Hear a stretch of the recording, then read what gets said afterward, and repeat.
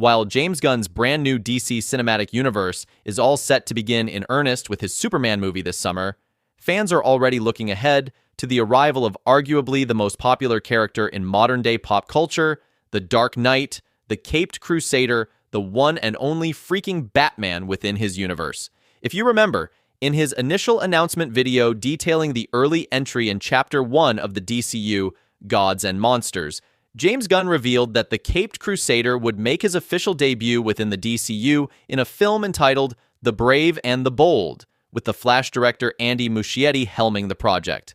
The film is all but confirmed to introduce Damian Wayne as Robin and the entire Bat family, marking their first official live-action appearance if we ignore this epic piece of art over here.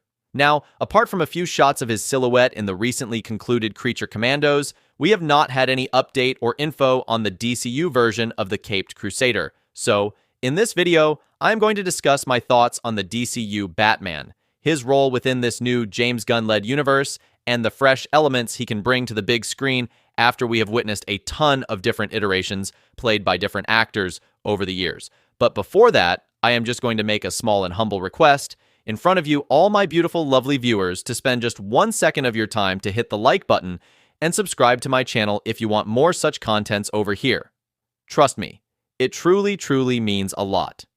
First of all, it is of utmost importance for the DCU's rendition of Batman to stand out from the other Dark Knight movies, which makes this task so much more interesting. As a matter of fact, there are several wild and crazy rumors going around with regards to the DCU Batman, ranging from Matt Reeves' The Batman universe merging with the Gunverse, which basically means Robert Pattinson's Batman may be incorporated into the DCU after all.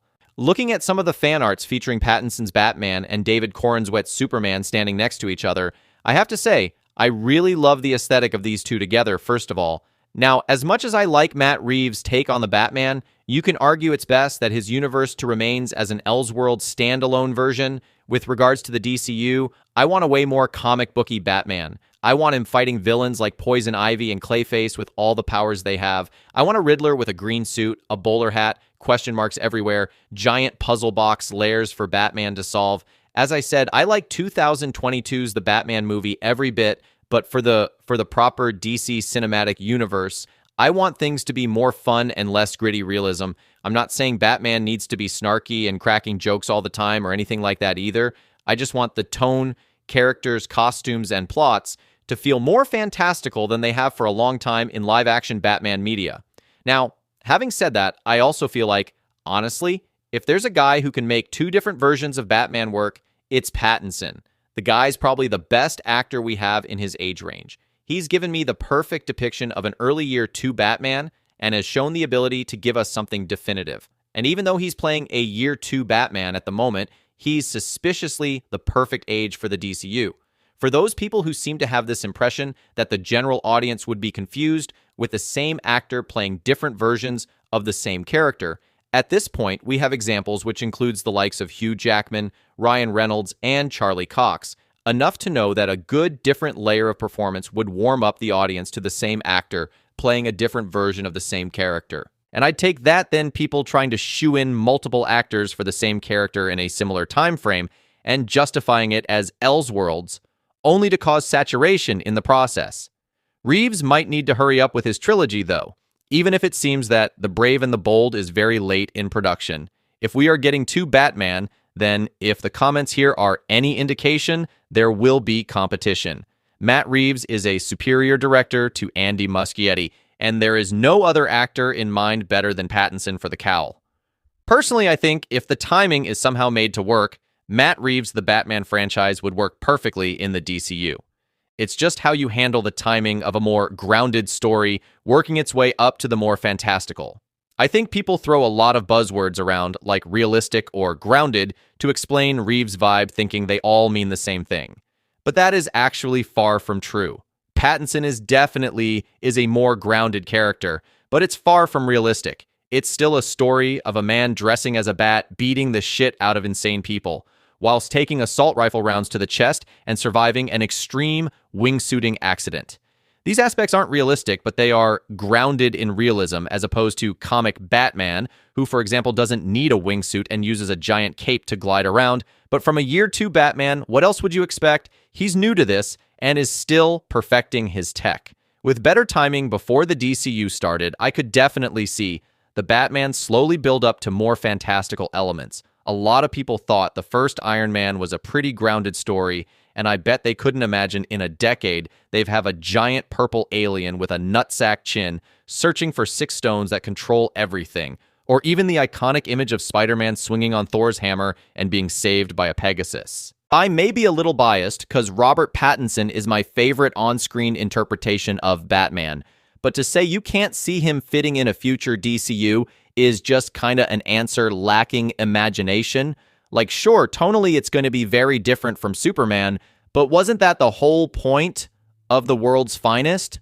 Again, I can't see it happening because of time, unless the Batman Part 2 pulls out someone like Mr. Freeze or Clayface, but it would have definitely been cool to see instead of reinventing the character again. Another actor that has been making quite the rounds is none other than our very own Reacher himself, Alan Ritchson. In a recent interview, when asked about a potential Batman role, Ritchson had these words to say, which you can currently see on your screens.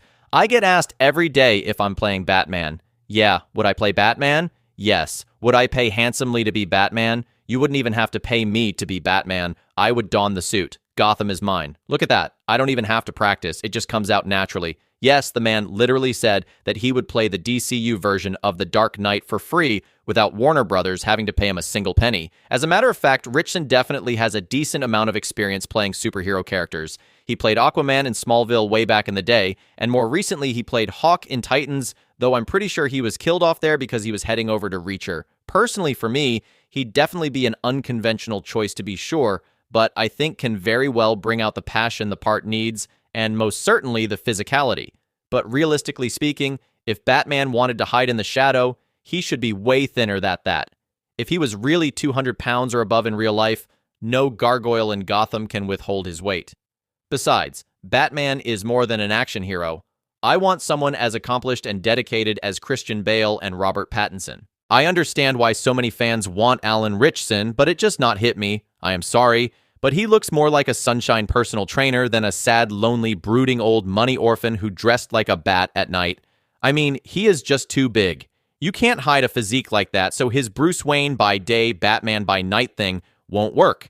His height alone would make him stand out too much. It is a bit of a stretch to think that everyone in Gotham is too stupid to come up with the short list of peeps with the physique of the Batman and the resources for all that tech. Personally, one actor that I really hope ends up becoming the DCU Batman is Jensen Ackles. Yes, I am talking about the actor who plays Soldier Boy in Amazon Prime's The Boys. The actor undoubtedly has a really good voice for the part. He's a big Batman fan and has been trying to find a way to be involved in the movies. Speaking about the storyline of the movie, as I said, hopefully we get something sort of campy this time. We've had a dark, brooding Batman with the Dark Knight trilogy, Batfleck, and the Reeves Batman-verse running alongside, all of which are dark, brooding, and grounded takes on the character.